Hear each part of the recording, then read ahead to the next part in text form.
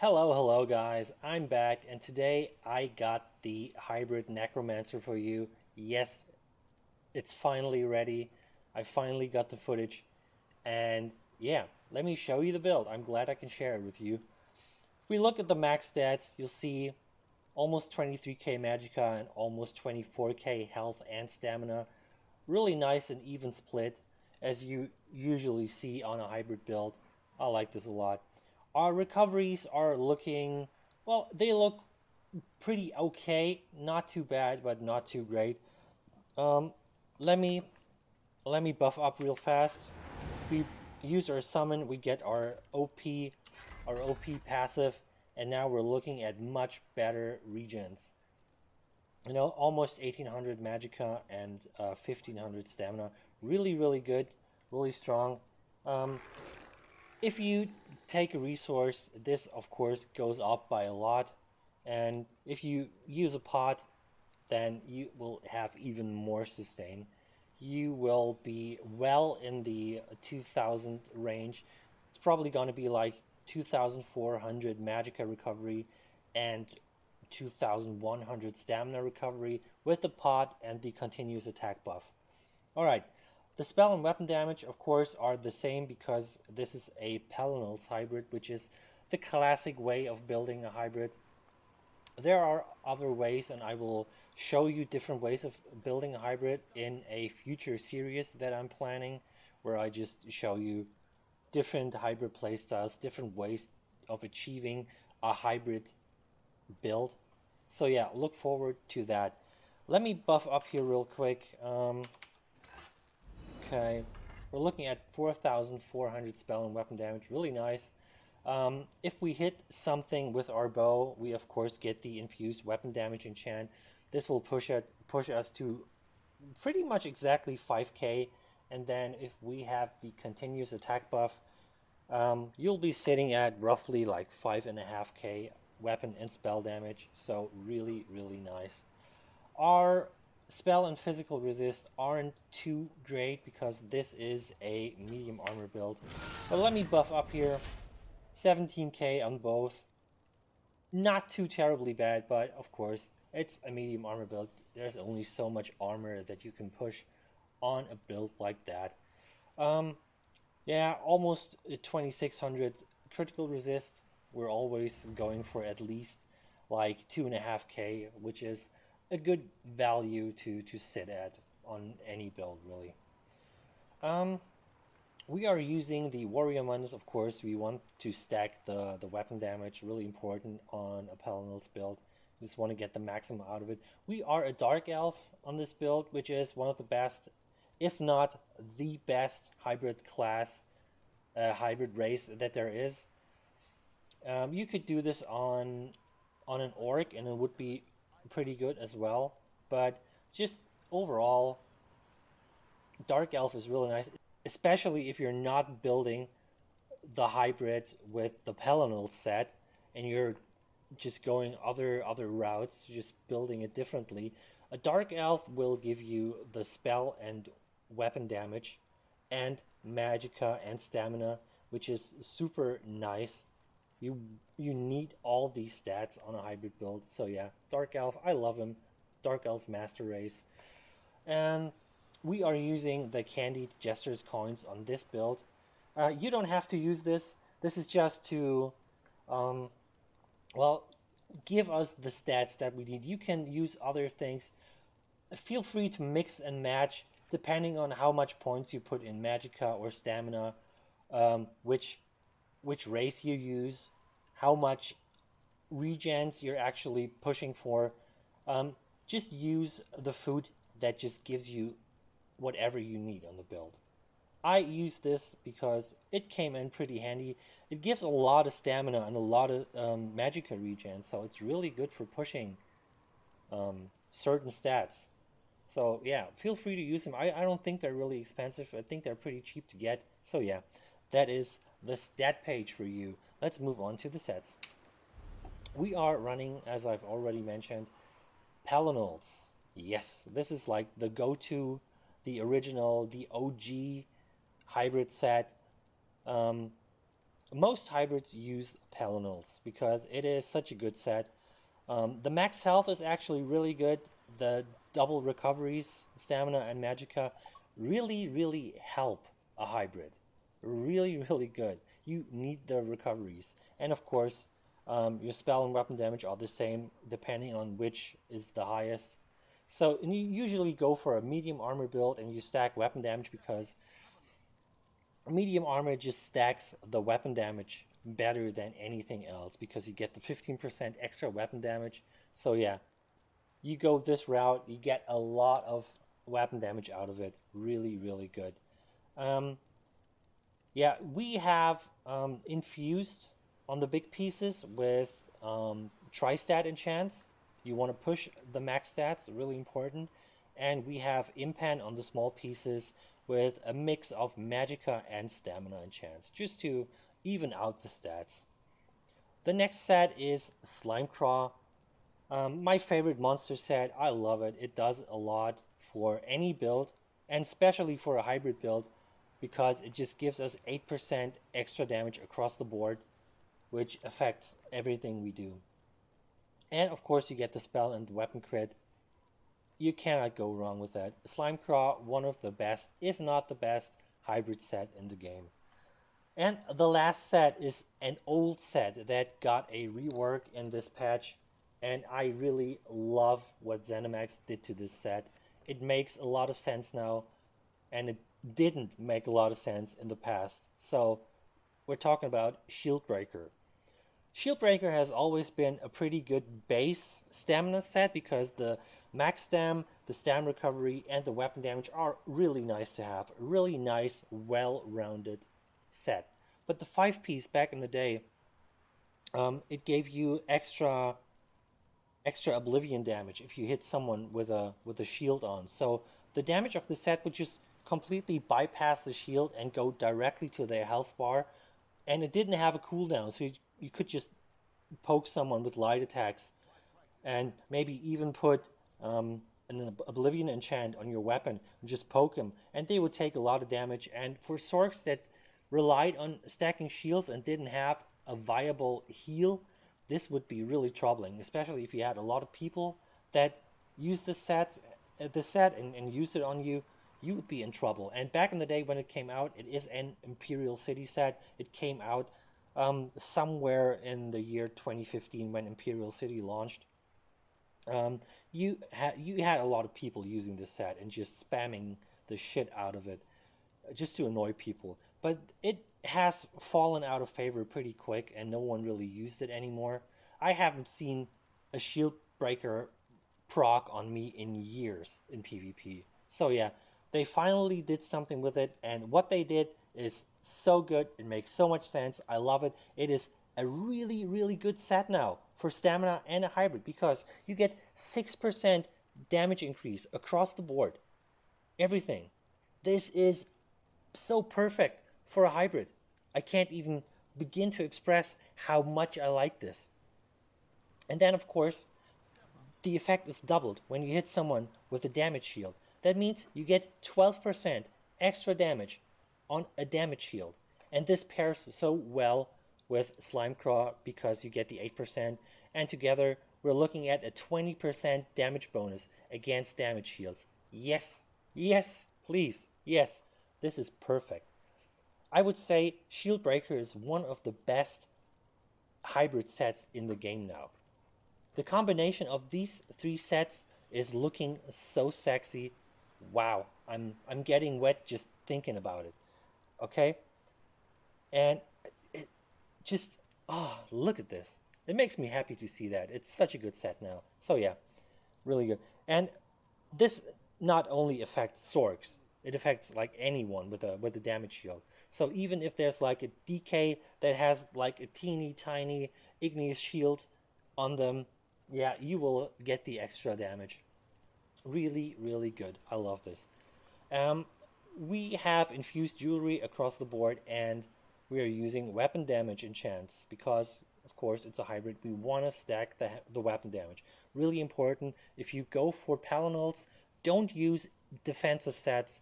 Don't use any gimmicky sets. Go for sets that increase your damage. Stack the weapon damage, and yeah, this is all you need to do. It's really easy to build a Paladin's hybrid. You just have to follow the simple rule: stack weapon damage. So our bow is infused with a weapon damage enchant. Really good. You always want to go for that on a damage build. It just helps, and it's so easy to proc from a range. There's no reason not to use an infused bow, and there's no reason not to use a weapon damage enchant. The sword is Nirnhoned, of course, because, like I said, stack the damage. One rule on a hybrid: stack the damage. No questions asked. You could go for Sharpened for a little more penetration, but honestly, Nirnhoned is the best pick for this weapon. And I put a Shock enchant on this because Shock, of course, can proc the minor vulnerability, which gives you 8% more damage on top. So you can basically look at like an almost 30k increased damage potential on this build on top of already really nice offensive stats. So yeah, just once again, stacking the damage, getting the most out of it. This is the way to do it. All right, let's move on to our skills. On our 2H bar, we have the Stalking Blast Bones, which is the Magicka morph. I picked this morph because basically just for the extra damage. You can go for the Stamina morph, which has the healing debuff, which is really, really nice. But I thought for a build like this that has a bursty combo-driven playstyle, the extra damage, which can stack up to like 50% on an already really high tooltip, is worth it. You just want to get the maximum amount of burst you can get. Really nice. The next skill is the Skeletal Arcanist, our main summon or only summon on this build. This gives a little bit of, a little poke damage. It's a really fast archer, arcanist, skeletal mage type of guy that just follows you around and just pokes everyone with like shock light attacks. The damage isn't bad, and it's really nice to have, but the main reason we use this is, of course, the regen. When we have this thing active, our regens are buffed severely. So keep it up. Don't forget to cast it. It really helps with the sustain. Next skill is Reverse Slice. The AoE Execute. You can go for the single target execute if you really like, but I like having, a little more AoE potential, especially if there's like a lot of people, especially it's with the necro. Everyone's gonna play a necro, and necros have summons. Some people will run around with like 2 summons, maybe 3, depending on what sets they're using. And I think overall, even with the amount of pet storks that are playing at the moment, you just have a lot of targets that are not your main target. And there's nothing worse than hitting a pet. Especially if you put like a nice combo on someone and you gotta execute them and then you hit the pet. You don't want that. So I'm using the AoE execute, which just helps. Even if I hit the wrong target with it, other targets in the area will take the damage as well. Really nice. Next skill is Crit Rush, of course, our gap closer and part of our just burst combo. People are like, yeah, why are you using Crit Rush? You don't need this, blah, blah, blah. No, you need this. You need this. You want to gap close and you want to get the extra damage. It is really nice. You can pair this so well with other skills and do a nice combo. I love it. Next skill, of course, is Rally. This is one of our heals. We have multiple. And this is one of our heals and our source of major brutality, which is, well, hard to come by on a Necromancer because a Necro doesn't have major sorcery or major brutality. And I think they should have these buffs. Zenimax, if you're listening, put those buffs in. Necro is really bare bones when it comes to self buffs. Put them in, they're really important.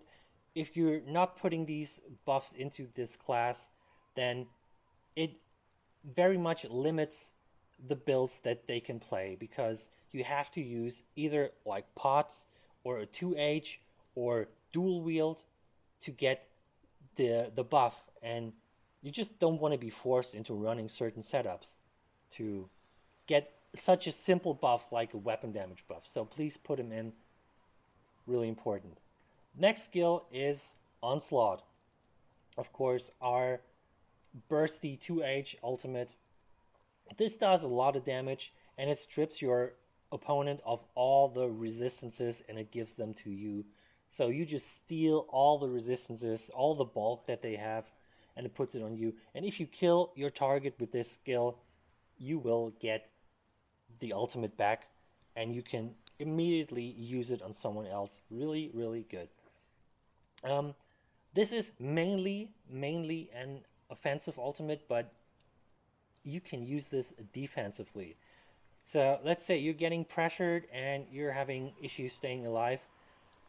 You can use Onslaught on a tanky player or maybe a tanky keep guard to just get the resources. You will keep those resources for 8 seconds and it will make you a lot chunkier.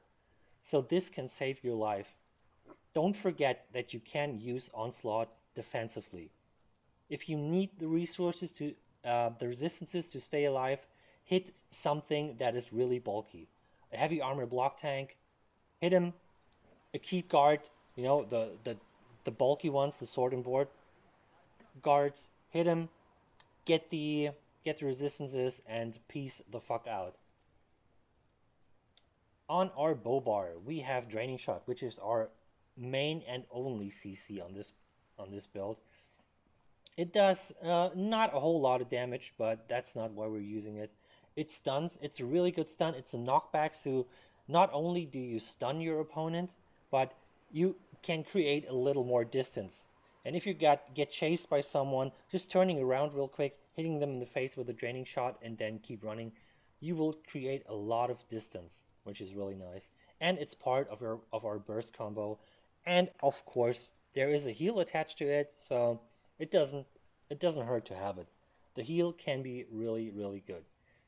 If you're like almost dead, you don't have any health left, this one shot and you're dead, this thing can save your life. Just stunning your opponent and getting the burst heal, this can keep you in the game. Next skill is the Summoner's Armor, which is the other morph. Most people are going for the pull armor morph, which is, I guess, nice and trolly, but not on a build like this. The pull armor morph is better on a more stationary, bulky, heavy armor block build. On a movement and combo based build like stamina, medium armor, stamina build, or a hybrid, this is way better because it reduces the cost of your summons, and we have 2 summons on this build. It reduces the cost of them by 12%, which is really good. Just plays into our sustain. You really want this. Poison Ejection. Of course, bread and butter, damage over time. It does a medium amount of damage initially, and then has a nice dot attached to it. Also, it acts like a passive execute, so it starts ticking harder when your opponents are under 50% health. This can help you really finish off your opponents. Just put some extra pressure on. The next skill is, of course, Elusive Mist. This is one of the most important skills on this build because it gives you the tankiness, it gives you the speed, it gives you 4 seconds of just breathing room. If you get pressured hard, Elusive Mist just gives you some time to just breathe, assess the situation, and think what you can do without worrying about your stamina. This will just give you a little break of like blocking and dodging. Just go in mist form, mist around the corner, let your stamina regen, And don't worry, this is the main defensive skill on this build. Really, really nice to have. And of course, you can just cancel it right away with a block or a dodge roll or a weapon swap and get the major expedition. But of course, we are running a bow, so we already have a source of major expedition. It doesn't matter, we have a stamina and a magicka source, which we can use for our speed buff, which is also really nice to have. Alright, next skill is resistant flash. This is our main heal. We have 3 heals on this build, but this is the main because it is such a good heal. It's almost like a mini breath of life. It really heals a lot. It has a minor defile attached to it, but it's only 4 seconds, and if you play it right, you will not notice the minor defile that you put on yourself. And the nice thing about this morph is you will get spell and physical resistance equal to half the amount that you heal. So if you have like 5% health and you heal up with this skill, you will get a lot of resistances, which helps the sustain. It's only for 3 seconds, but man, in a sticky situation, this can save your life. And it's a nice and fast heal. Pretty expensive, but the healing power is really, really good. I love it. And the next skill is the Glacial Colossus, which is such a good skill, such a trolley skill. A dream, really, for any burst build. It does a lot of damage, just the 10k frost damage that it deals 3 times when it hits the ground. And it applies major vulnerability to everyone in the area, so everything you do will hit harder. And of course, this skill buffs itself, so the 30% also count towards the burst damage that it does. So you will be looking at like a 13k tooltip on each of the hits, which is really nice. This is good, especially in a group. If you cast the Blast Bones and the Blast Bones runs into a group, and you cast the Glacial Colossus, and then you start just executing, you can potentially just take out an entire group of people. This hits really hard. I love it. Alright, that's it for the skills. Let's move on to the champion points. The standard split in the red tree, of course, 51 Ironclad, 77 Resistant, 43 in Hardy and Elemental Defender, just getting the flat damage reductions, and of course a nice chunky 12%, 56 points in quick recovery. Really nice, you need that. Little bit, 37 in Warlord, 19 in Sprinter, 49 in both Mooncalf and Arcanist. Really, really good, stacking those regens on the hybrid. This is really important. And a little bit of tenacity, because it doesn't hurt to get some extra resources back from a heavy attack. Tumbling, of course, this is a medium armor build. It is movement based. You're not supposed to block and tank out people. You are supposed to just dodge and avoid damage. So 20% in here, 56 points, easy. And 37 into the block cost reduction Shadow Ward, because you do need to block some attacks. So a little bit of reduction is nice to have. And now comes the most important and hard part to do on a hybrid, and it is the damage split. Yeah, it is really hard to do, and it will give you a lot of headache, but it needs to be done. So I went for 10% Elemental Expert, a little over 3k in Spell Erosion, and 12% in Elfborn.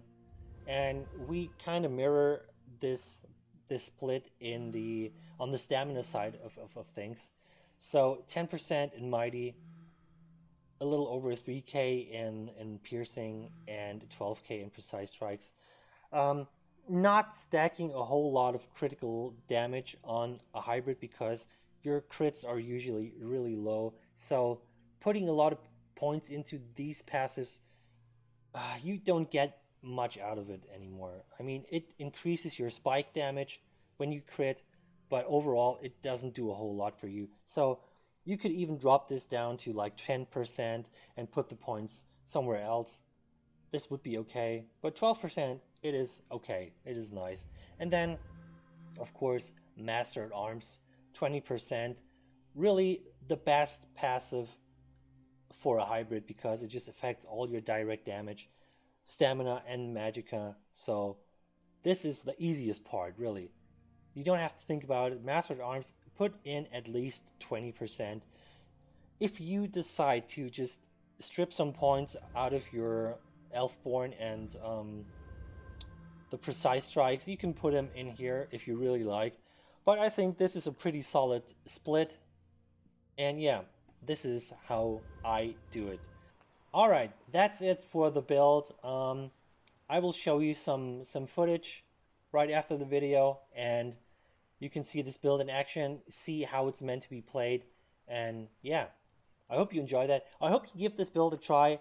If you do, let me know how it goes. Show me some clips of you styling with this build, and yeah, I will see you later. Bye.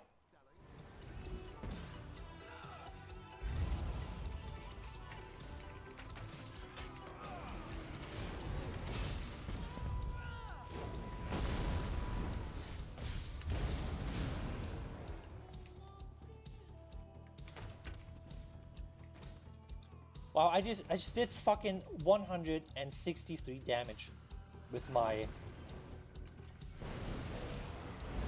draining shot.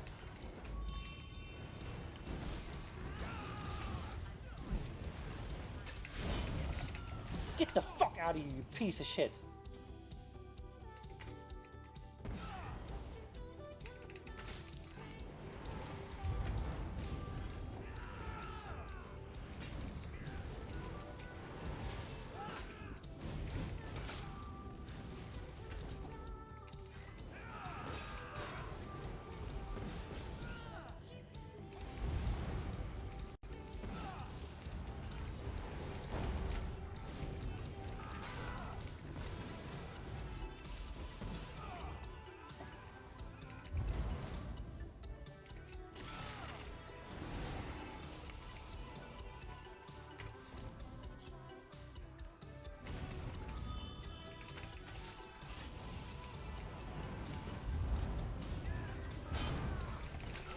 Get him out of here.